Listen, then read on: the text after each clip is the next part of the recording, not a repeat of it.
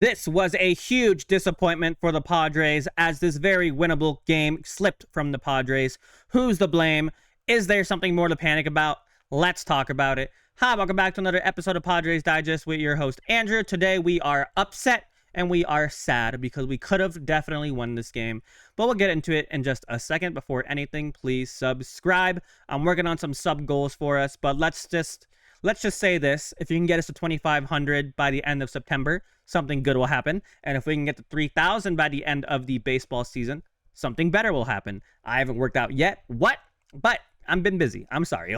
Well, I'll get there. But yeah, let's talk about today. So I'll start with this. I'm not mad. I'm sad. I'm a little sad today. I mean, there was things that I wish would have happened differently. But I know you can just straight up be like, oh, it's Mike Shildt's fault. Oh, it's Robert Suarez's fault. As I've said a billion times, this is a team sport, and it was a total team loss. Offensively, pitching-wise, no, it was not good. What is good, though, is A.J. Cassavell, of course. I love A.J. Cassavell. Final Reds 4, Padres 2. Solid return from Michael King and another robbery for Fernando Tatis Jr. But Tyler Stephenson's 2-run homer won it for the Reds. Padres fall 3 back of the Cubs for the top wild card, and they're about to be 2 games back of the Dodgers in the West. They are, in fact, 2 games back, which sucks. But I want to, firstly, before anything, I want to show you these fun facts I saw. Some notable facts from Kevin Acee. Visiting teams have out-homered the Padres 74-59 at Petco Park this season, which is sad, but also expected with how horrible our slug is on this team. Gavin Sheets is hitting .371 with a 1.114 OPS since August 1st, which is amazing, by the way. Jeremiah Estrada, I feel like this doesn't surprise me, but also kind of does surprise me. Estrada leads NL relievers with 94 strikeouts. Awesome. Tatis is 1 stolen base away from tying his career high. I don't know if this is before the game. I feel like it was. And if it was, I feel like he tied that record today. Did he get a stolen base today? I feel like he did. I don't know. Whatever. And then Bogaerts gets some imaging tomorrow, so he could start jogging if it looks good, which is a big thing, right? That might mean he'll be back for the playoffs. I don't know.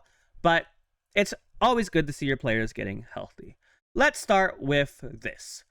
Letters to AJ, who I love so very much. Winnable game. King's movement looked good. Also, please apply if you haven't. King's movement looked good. Control about as expected. Big day for him tomorrow. Reds hitting home runs at a preposterous pace. I can read. Nearly had 4 tonight. Opposing hitters sitting fastball all night. Part of why Estrada's pitch mix shredded. Something to consider for Pavetta tomorrow. A lot of innings for Bullpen last 2 games. 2 runs very likely won't cut it. So 2 big points are the last ones, right?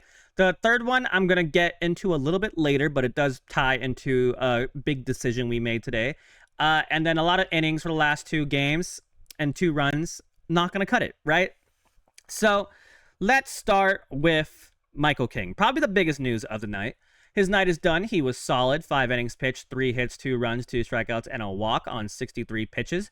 Left a couple of hittable fastballs over the plate, but he was relatively sharp in what was basically his first big league start since May. Can't overstate what having him back means for the Padres. I don't know if I'd call today solid, because while he did give up 2 runs, 2 home runs, it was technically 3 home runs if Tatis wasn't a literal god. Tatis Jr. robs a home run a week. I swear this dude's superhuman. I think he has like 4 or 5 on the season, so that's why he's a Platinum Glove winner.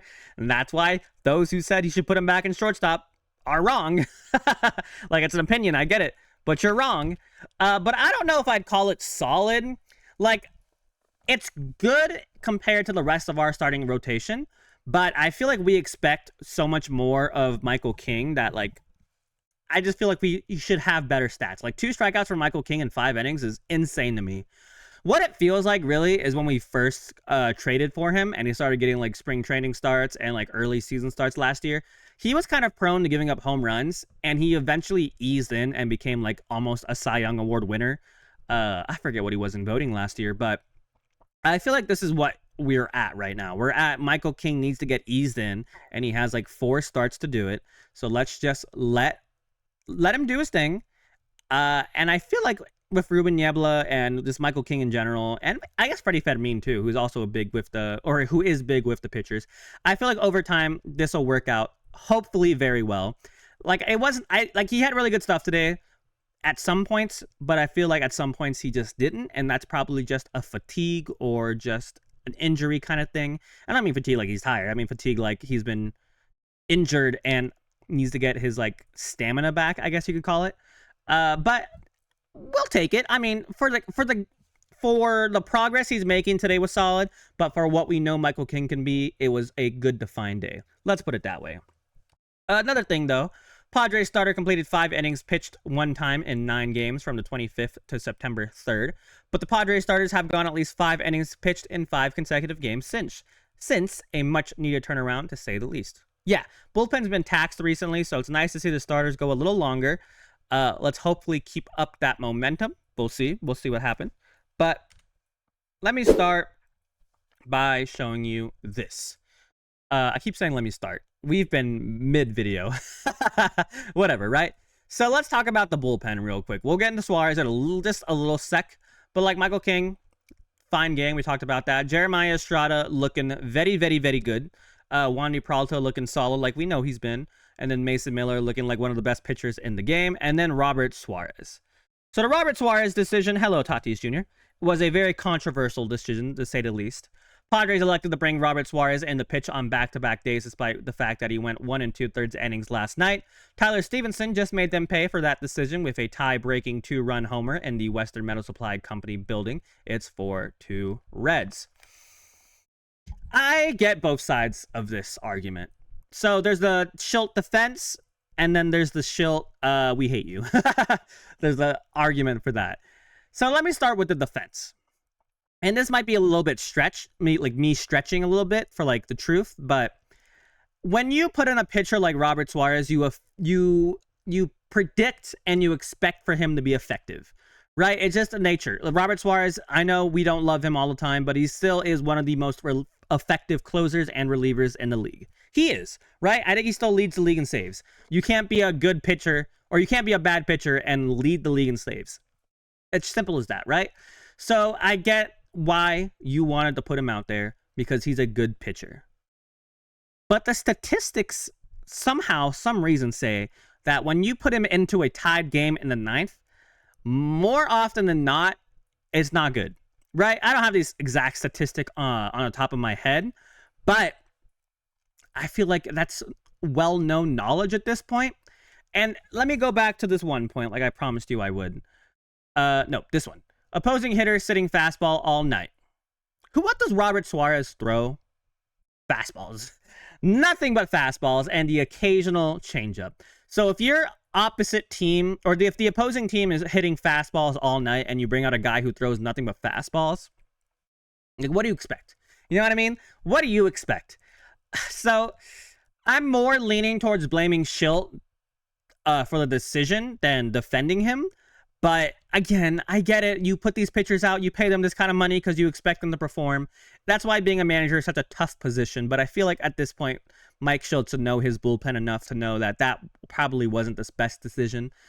But again, we don't have Jason Adam anymore. So our big 5 is now our big 4. So I don't know. It's a very tough decision. But I feel like who else could we use, right? Morejon. But who are we facing the 9th inning? I don't even know if I can tell that. Let me see. I already forgot. But I know Stevenson hit the home run. So righties. I think, is Gavin Lux a switch hitter? I don't remember. But my point being is that, was Morejon the right decision for that? I don't know. I mean, I'm sure Morejon can pitch against anybody. But I know Mike Shildt loves his righty-lefty matchups. So I don't know. All I know is that it's one of those positions where Robert Suarez, like yesterday, did good. No one would talk about it. But if he blew up like he did today, everyone would be pissed off. So it sucks. But I'm not blaming it, like I said, on Suarez. Another big reason, we'll talk about it on this next slide, is the offense needs to score. So Miller for closer, hot take, but a very normal take I've seen around the interwebs. Doesn't matter with this putrid offense. Suarez will either be the 8th or 9th inning guy in the postseason, which isn't going to magically stop him from giving up bombs every other outing, which he has been giving up a lot of home runs recently in our heads. Actually, he hasn't. Contact, yes, but he's always been giving up contact, to be honest. But home runs, he has given up 1 home run in September, 1 in August, and 4 total on the season. The guy you want, Mason, has given up more homers this year. He's given up 1 more homer than Aroldis Chapman, but okay. But like, home runs aren't everything, right? Mason Miller has given up more home runs this year than he ever has in his career. But right now, he's looking like one of the best relievers. Please apply. Looking like one of the best relievers in the entire league. Like, he just had an immaculate inning, which I know is not like a benchmark for great pitcher, but it's obviously super hard to do. And he has looked super, super good. So as of right now, if I looked at his stats side to side with Robert Suarez right now, I would choose Miller. But what you have to remember is that relief pitching and just closers in general are such a volatile position that one day one pitcher's going to do good and you're like, he's the best reliever on this team. Then the next day he'll do horrible and you say, wow, he sucks. So some days are good, some days are bad. We can't just have straight up good games every single game. That's not how this works, right? I remember like the first or second game we had Miller on our team. He gave up a really clutch home run and lost us the game. So if you want to say Miller for closer, fine, but let's put it this way. Let's not pile on Suarez and call him trash, because he's not. Like I said, you can't give up this many saves, or you can't have this many saves by being a bad relief pitcher. You can't. So let me move on to this point. I could personally care less for what Bobby did. Our offense was about to get bailed out by a Manfred runner from another absolute atrocious offensive showing from anyone who doesn't belong to the Baltimore guys group. Days are getting less and less. Our offense needs to figure it the freak out fast. Agreed. I'm annoyed by Bobby, but we should have had more than 2 runs in. So let's talk about the offense real quick. So, oops. Never used that view before. What was that? Offensively, how are we only... First of all, Littell looks kind of nice. He's someone I'd maybe want to target if I was AJ Preller in the offseason. But again, 2 hits against Zach Littell all night. Like, we're not going to win many games by only scoring 2 runs, right? Let's be honest here. We're not. So, Tatis, the walk, cool. But could he had a better game? Yes. Also, I feel like today was just super unlucky, too. Like, we had so many balls that were almost home runs that just did not get hit out. So, that sucked. But Machado did not look great. Almost had a home run. Did not look great. Ryan O'Hearn. I know we just said the Baltimore guys are looking good, but Ryan O'Hearn's been striking out a lot recently. But 1 hit, cool, right? Gavin Sheets has been hot for like the summer, so I'm not going to hate him for it, but he also had a home run today.